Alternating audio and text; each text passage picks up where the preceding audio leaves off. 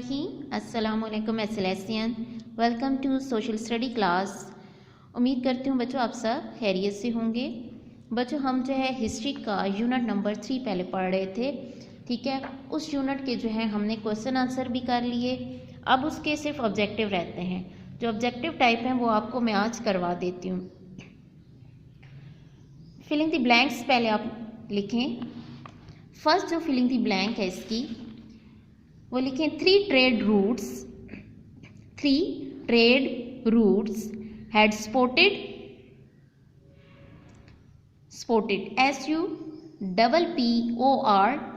Supported commerce COMMERC between the east and the west since dash dash में आप लिखें ancient times ANCIENT आगे times. Second बच्चों लिखें the dash of Turkey was among the most powerful empires in the world at that time. Dash में आप लिखें Ottoman empire OTTOMAN empire EMPIRE। अब थर्ड लिखें several SEVERAL several dash set out to find the alternate ALTERNATE alternate sea route to India अब blank में लिखें expeditions EXPEDITIONS।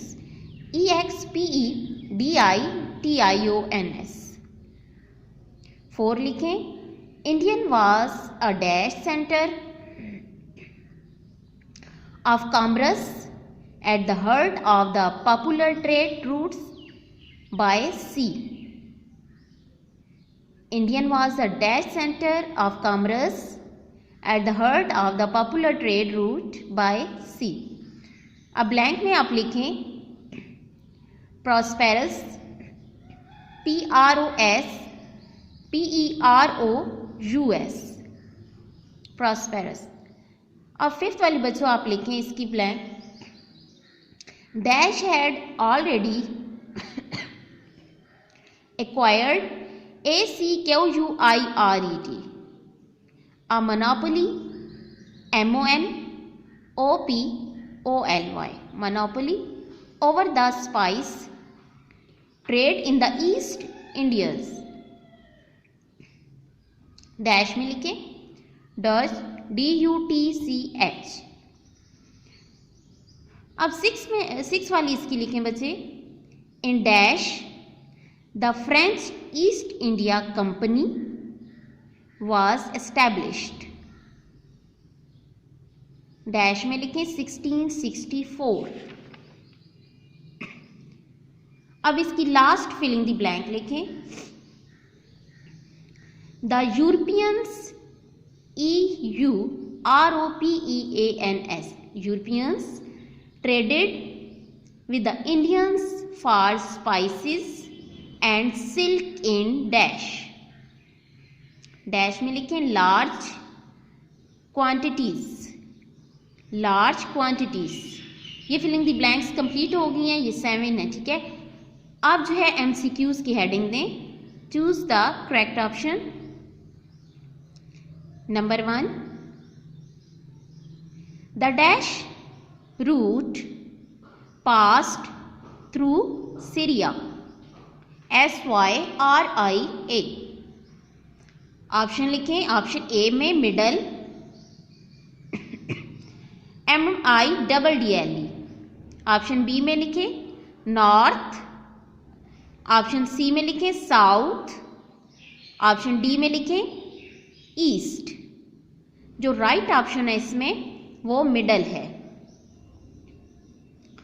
Second लिखें second MCQs Vasco da Gama VASCO Vasco da DA आगे Gama GAMA and Columbus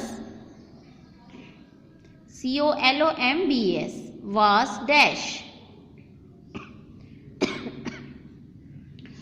option A adventurer, ADVANTURER, adventurer. Option B में लिखें warriors. Option C में लिखें explorer. Option D में लिखें नन ऑफ दिस। जो right option है इसका वो एक्सप्लोरर है, EXPLORER। थर्ड इसकी लिखें the word commerce means dash.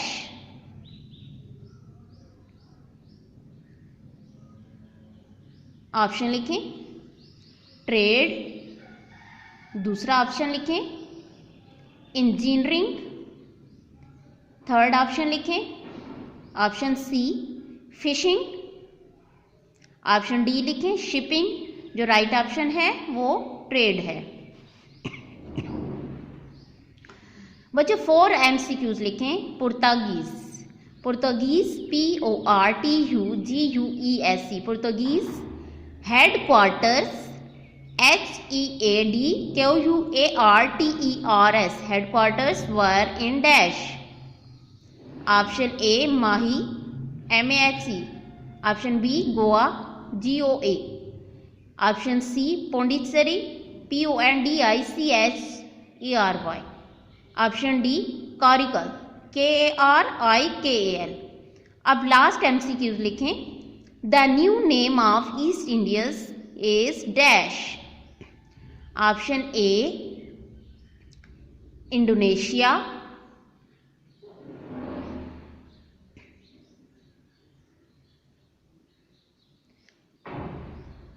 Option B USA।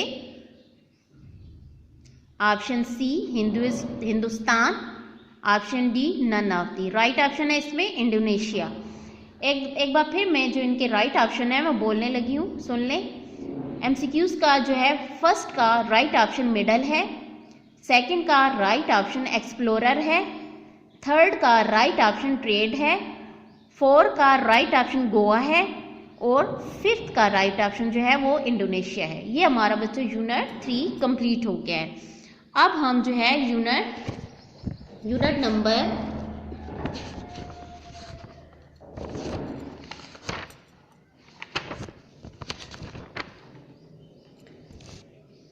Number हमारा जो है अब हम जियोग्राफी का 7 निकालेंगे।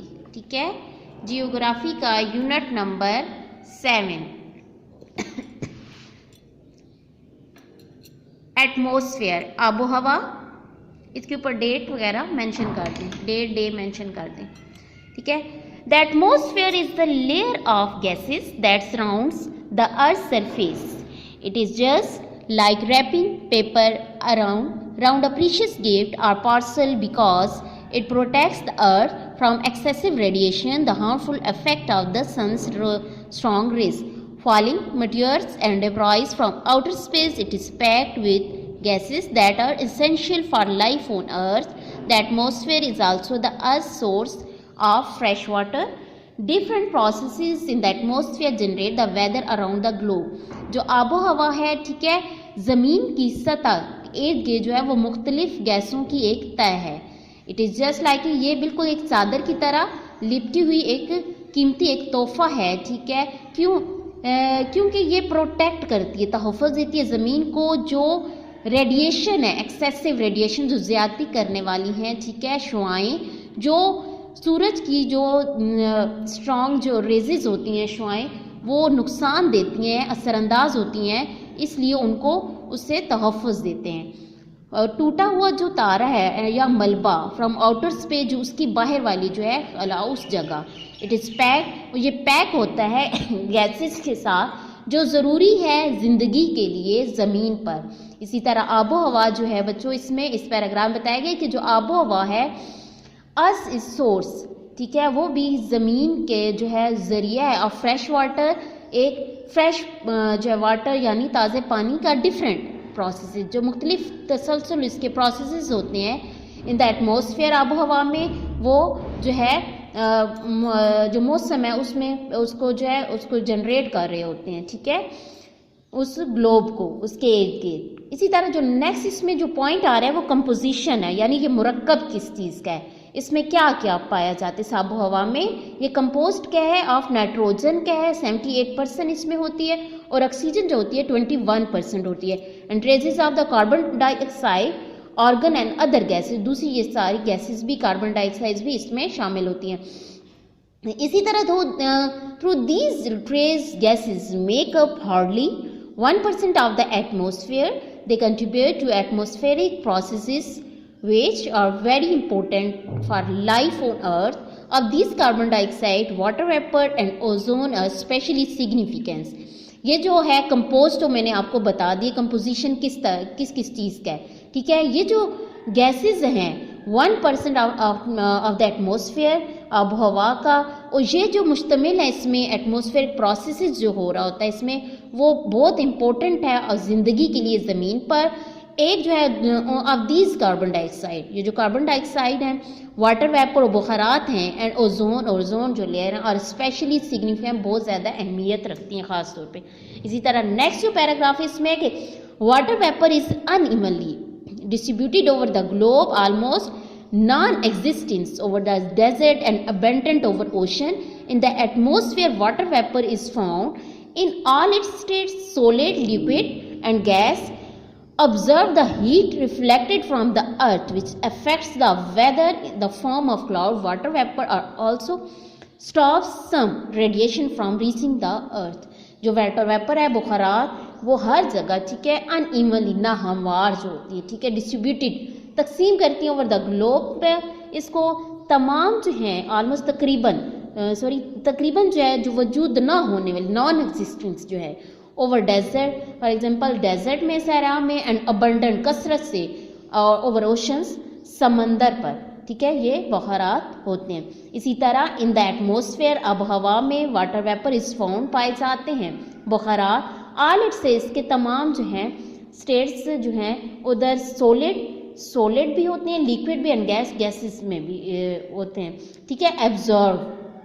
ऑब्जर्व करता है, जज करता है उस हीट को जो मनकस करती है ज़मीन से, विच अफेक्ट्स, वो असरअंदाज होती है वेदर पर, अब जो है मौसम पर। इसी तरह फॉर्म ऑफ क्लाउड जो एक किस्म है बादलों की, वाटर वेपर आल्सो स्टॉप सम रेडिएशन, वाटर वेपर जो होता है बुखारात, वो जो है स्टॉप करता है, रोकता है कुछ ऐसी शुआओं को फ्रॉम रीचिंग द अर्थ, ज़मीन पर पहुंचने से। नेक्स्ट पेज है पेज नंबर 43। स्ट्रक्चर बताया गया इसमें, इसका स्ट्रक्चर, ठीक है, साख्त के बारे में। एटमोसफेयर जो है आबो हवा, ठीक है, कंसिस्ट ऑफ 4 बेसिक लेयर, जो मुश्तमिल होती है कितनी, 4 जो इसकी बेसिक लेयर्स हैं। इसमें ट्रोपोस्फेयर भी आती है, स्ट्रेटोस्फेयर भी आती है, मेसोस्फेयर एंड थर्मोस्फेयर, ये 4 हैं, ठीक है। जो पहली इसमें है बच्चों वो ट्रोपोस्फेयर के बारे में बता रहे हैं, ठीक है। इज द फर्स्ट लेयर, ये पहली जो लेयर है is closest to the earth surface, ये क्लोज होती है ज़मीन की सतह के। इसी तरह ये अराउंड 8 किलोमीटर थिक होती है, ठीक है। मोस्ट ऑफ द वेदर, ज़्यादातर जो वेदर है मौसम उसकी तब्दीली जो है जगह लेती है विद ट्रोपोस्फेयर के ज़रिए। क्लाउड्स जो होते हैं वो इसकी तश्कील देना, और ये ट्रोपोस्फेयर में होते हैं, एंड एरोप्लेन उड़ रहे होते हैं, एरोप्लेन इन दिस जोन, इस जोन पर। इसी तरह इनका जो ट्रैवल होता है वो हायर होता है इन द ट्रोपोस्फेयर से ऊपर। जो एक्सपीरियंस आपका जो आप अगर एक्सपीरियंस करें एक ड्रॉप को हवा में जो है डालें, उसका प्रेशर, उसके टेम्परेचर जो है उस हिसाब से अब अगर देखिए आप तजर्बा करें। इसी तरह जो इसमें दूसरा जो पॉइंट आ रहा है इसमें स्ट्रेटोस्फेयर का आ रहा है, ये डायरेक्टली अबव द ट्रोपोस्फेयर, इसके ऊपर होता है, ठीक है। जो पहला हमने पढ़ा है इसके बिल्कुल ऊपर होता है, इज अबाउट 35 किलोमीटर ये थिक होता है बच्चों। This is the only layer, ये सिर्फ लेयर है इन विच द टेम्परेचर राइजेज, जिसमें टेम्परेचर जो होता है वो बढ़ रहा होता है, यू गो हाई, जैसे जैसे आप ऊपर जा रहे होते हैं। This is the because the thin ozone layer present in the stratosphere observe the sun's harmful rays which raises the temperature around 8। ये जो है क्योंकि ये जो थिन ओजोन लेयर है इसकी पतली जो है प्रेजेंट इन द ये स्ट्रेटोस्फेयर में मौजूद होती है, जो सूरज की नुकसानदेह जो शुआएं होती हैं उनको अपने अंदर जज्ब करती है। ये जो बढ़ती हैं टेम्परेचर जो है दर्जा बढ़ता है अराउंड इट इसके इर्द गिर्द। नेक्स्ट पेज जो है बच्चों वो पेज नंबर 44 है। इसमें मेसोस्फेयर के बारे में हमने पढ़ना है ये कोल्ड लेयर होती है अबाउट द स्ट्रेटोस्फीयर के ऊपर। It is about 50 to 80 kilometre above the earth surface and gets colder as you move upward. जैसे जैसे आप जो है मूव कर रहे होते हैं अपवर्ड की तरफ, इस ये जो है 50 to 80 kilometre above the earth surface, इस ये किलोमीटर अबव इसके ऊपर होते हैं। Most meteorite burn up in this layer as they enter the Earth's atmosphere. The mesosphere is unique, a cold layer sandwiched between two hot layers. इसके बारे में बताया, मेटेओस्फीयर बर्न अप जलता है इन दिस लेयर पर। दे इंटर द अर्थ एटमोसफेयर, ये वो inter होते हैं ज़मीन के एटमोसफेयर पे, आबो हवा में। जो मेसोस्फेयर होता है वो एक मुनफरिद बताया गया है कि वो कोल्ड लेयर होती है, इसकी ठंडी होती है तय। सैंडविच की तरह बता रहे हैं कि बिटवीन टू हार्ट, ये दो लेयर्स के अंदर होती है। एक ऊपर जो इसके होती है लेयर वो गर्म होती है, एक इसके नीचे हॉट वाली दूसरी गर्म होती है, और सेंटर में ये जो होती है ये कोल्ड लेयर होती है, ये मेसोस्फीयर की होती है। The thermosphere is the hottest of the layer, ये गर्म तरीन लेयर है, ठीक है। Extra ordinary amounts of the sunlight reach this layer which is the above 80 kilometer above the earth surface. Beyond this layer is outer space, ये हद से ज़्यादा जो है गर्म होती है, और इसकी जो तादाद सूरज की जो है हद से ज़्यादा अमाउंट्स इसकी जो है रीच ये पहुँचती हैं ये लेयर्स विच इज़ अबाउट, तकरीबन इसमें बताया गया 80 किलोमीटर अबव होती है ज़मीन की सतह से। ये जो लेयर है आउटर स्पेस, ये बाहर की जो है जगह में होती है, ठीक है। ये बच्चों ये हमारा जो है हमने इसकी रीडिंग कर ली है, ये मैंने आपको एक्सप्लेन कर दिया एटमॉस्फेयर के बारे में। इसमें हमने जो है उसकी कंपोजिशन के बारे में पढ़ा है, और इसके बाद हमने स्ट्रक्चर के बारे में पढ़ा है, ठीक है। स्ट्रक्चर में 4 बताई गई हैं लेयर्स, ट्रोपोस्फीयर, स्ट्रेटोस्फीयर, मेसोस्फीयर और थर्मोस्फीयर। ये हमारा जो है टॉपिक कंप्लीट हो गया है, और ये जो बाकी जो रिमेनिंग है वो नेक्स्ट लेक्चर में मैं आपको एक्सप्लेन कर दूंगी, और उसके कुछ कंटेंट रिव्यू के क्वेश्चंस भी करेंगे, ठीक है। और जो मैंने क्वेश्चन आपको जो ऑब्जेक्टिव टाइप बच्चों आपको कराया यूनिट 3 का जो हिस्ट्री का है, ठीक है, वो आपने लिखने भी हैं और उन्हें अच्छी तरह याद भी करने हैं, ठीक है बच्चों। अपना ख्याल रखिएगा, अल्लाह हाफिज़।